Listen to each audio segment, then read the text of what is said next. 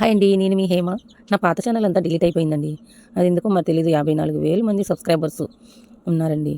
మరి డిలీట్ అయిపోయింది. నేను ఏమన్నా రాంగ్ వీడియో తీసానో, లేకపోతే వేరే వాళ్ళు వీడియో పెట్టడం వల్ల అలా డిలీట్ అయిపోయిందో తెలీదండి.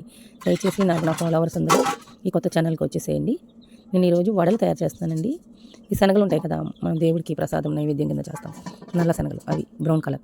వాటితో వడలు చేస్తున్నానండి. ఇదిగోండి ఈ విధంగా శనగలు ఒక 4, 5 గంటలు నానబెట్టేసుకొని, ఇదిగోండి దీంట్లో కొద్ది కొత్తిమీర, ఉల్లిపాయ ముక్కలు, జీలకర్ర, అల్లము, కొద్దిగా పుదీనా వేసి కట్ చేసి వేసానండి. మిక్సీలో వేయలేదు నేను. చిన్న చిన్న ముక్కలు కట్ చేసి కలిపేసాను అనమాట. అవన్నీ తగినంత ఉప్పు వేసాను. చేత్తోనే ఇలా వడలు చేసేస్తున్నానండి.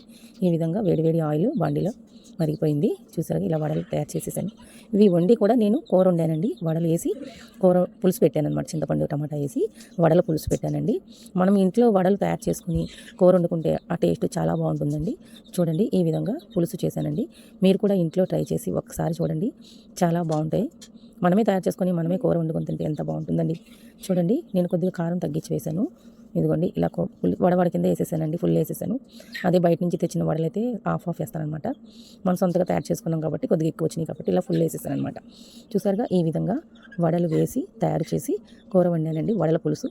మీరు కూడా ఒకసారి ట్రై చేయండి. మా పిల్లలు, మా వారు చాలా ఇష్టంగా తిన్నారు. నా ఛానల్ మీకు నచ్చితే కొద్దిగా సబ్స్క్రైబ్ చేసి, లైక్ చేసి వేరే వాళ్ళకి షేర్ చేయండి. చూడండి ఫ్రెండ్స్, ఈ విధంగా వడలు తయారైపోయినాయి అనమాట.